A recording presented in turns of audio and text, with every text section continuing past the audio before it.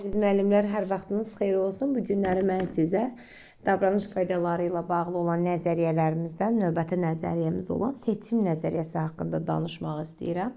Seçim nəzəriyyəsi öncəliklə qeyd edim ki, William Gleiser tərəfindən yazılmışdır. Müəllifi William Gleiserdir. Seçim nəzəriyyəsinə təqdim edərkən sizə nəyə diqqət yetirmək lazımdır? Öncəliklə vurğuladığım kimi davranışa əsaslanır. Yəni düzgün olmayan davranışları aradan qaldırmaq üçün müxtəlif alimlərin müxtəlif yanaşmaları var. Gleiser isə deyir ki, əgər sən sinifdə intizam və idarə etmə sistemini düzgün şəkildə qurmaq istəyirsənsə, diqqət yetirəcəyin bəzi məqamlar var.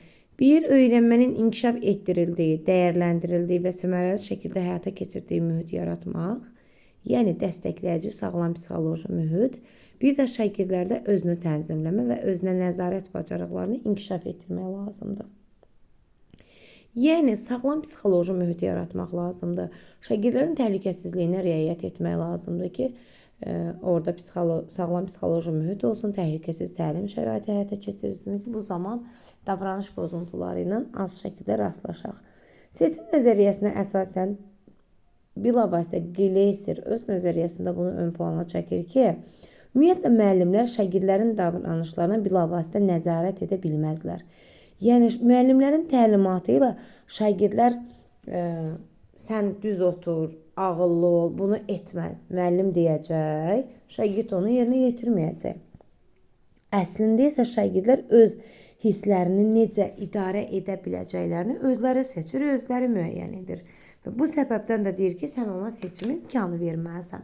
Sən onun üçün dəstəkləyici mühiti yaratmalısan, sağlam psixoloji mühiti reallaşdırmalısan.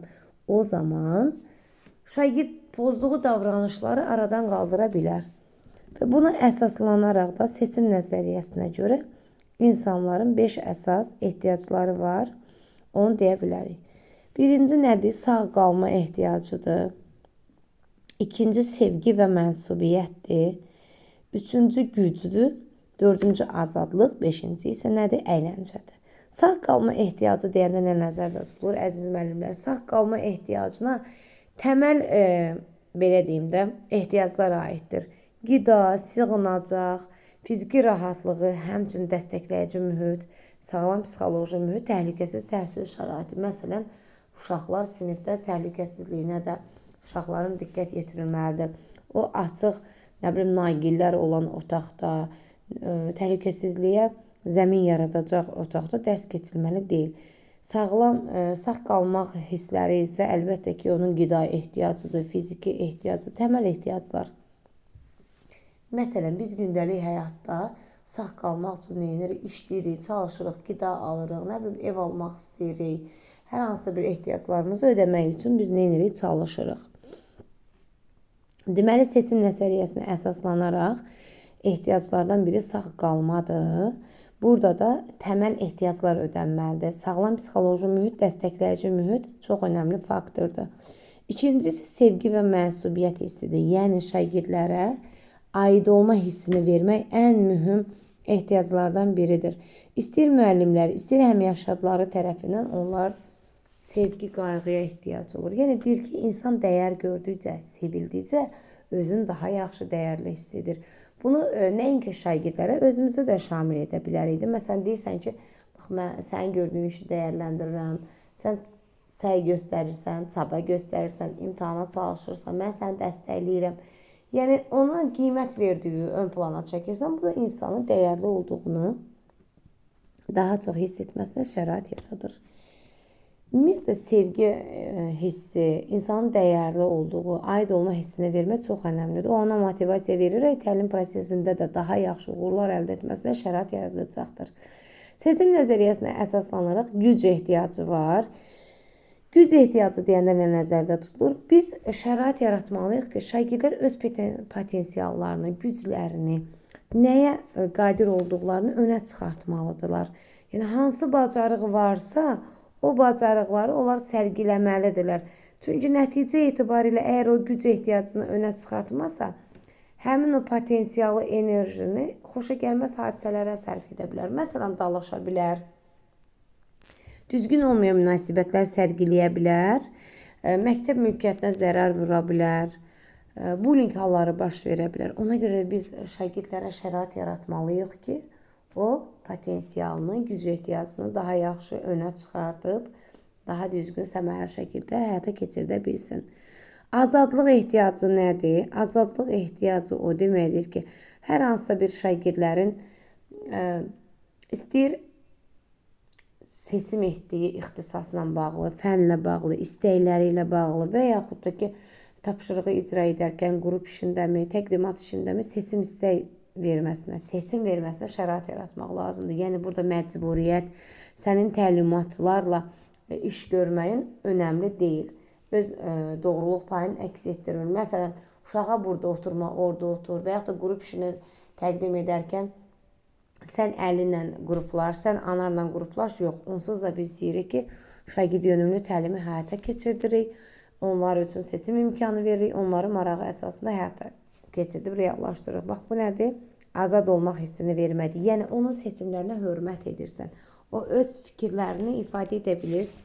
Bu da azadlıq ehtiyacında öz əksini tapırdı. Seçim nəzəriyyəsində isə 5-ci ehtiyac əylənmə ehtiyacıdır. Əylənmə ehtiyacı nədir? Bax, bəzən öz dərslərimizdə də, təlimlərdə də bunu görürük. Bir 40 dəqiqə dayanmadan ancaq dərs danışanda yorucu olur. Amma biraz zarafat, biraz səmimi ortam yaratmaq, əyləncəyə yer vermək, əlbəttə ki, şagirdlərin daha da yaxşı motivasiya ilə təlim prosesinə cəlb olmasına şərait yaradacaq ki, ümumiyyətlə nəinki şagirdlərin, böyüklərin, yaşlıların hər zaman əylənməyə, gülməyə, deyirik, stres atmağa ehtiyacı var ki, bu da əylənmə ehtiyacını, əyləncə ehtiyacını həyata keçirməsinə şərait yaradır. Ümumiyyətlə, seçim nəzəriyyəsinə əsaslansaq, məktəb və müəllim həyatını təlim zamanı əgər seçim nəzəriyyəsinə əməl edirsənsə, bu təlim prosesini daha da yaxşılaşdıracaq və müsbət nəticə almaqla kömək edəcəkdir. Əsasən nəyə diqqət yetirmək lazımdır? Əlbəttə ki, şagirdləri keyfiyyətlə bağlı gündəlik müzakirələrə cəlb etmək, onları öyrənmək üçün nə dərəcədə əhəmiyyətli olduğunu vurğulamaq lazımdır ki, bu da seçim ehtiyaclarını aradan qaldırmasına şərait yaratmaqdır. Şagirdlərə həyatlarının müxtəlif sahələrində inkişaf etdirməsinə şərait yaratmaq, təşviq etmək, onlara keyfiyyət anlayışını izah etmək, məktəbdəki fəaliyyətləri, nizam-intizam, yardımsevərlik, empatiya hisslərini aşılamaq, önə çıxartmaq, başqalarına təhlükə yaradan davranışlara yol verməmək,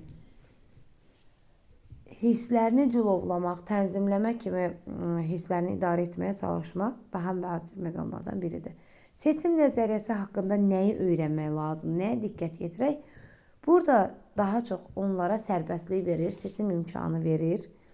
Sağ qalma, təməl ehtiyacları, sevgi və mənsubiyyət, aid olma hissi, öz potensialını önə çıxartmaq güc, azadlıq dediyim kimi seçim imkanı verir, əyləncə isə bilavasitə təlim prosesi zamanı onların əylənməsinə, istirahət etməsinə, gördüyü işdən zövq almasına şərait yaratmaqdır və seçim nəzəriyyəsinə əsaslansaq Gleiser vurğulayır ki, ümumiyyətlə şagirdlər arzu olunmayan davranışlarını aradan qaldırmaq üçün sən onlara seçim verməlisən. Düzgün yolla, dəstəkləyici mühit yaratmaqla, sağlam psixoloji mühitlə aradan qaldırmasına şərait yaratmalısan. Çünki o sənin dediyi bilavasitə təkrar etməyəcək.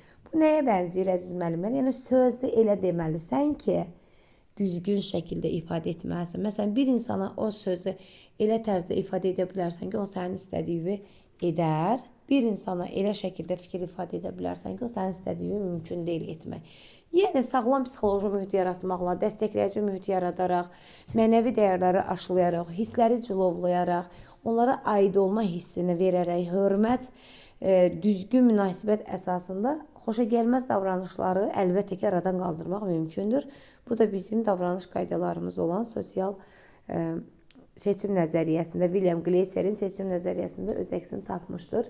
İstədim qısa da olsa bu nəzəriyyə haqqında sizə məlumat verim. Ümid edirəm ki, nəzəriyyə haqqında məlumatları sizə ötürə bildim. Diqqətinizə görə təşəkkür edirəm.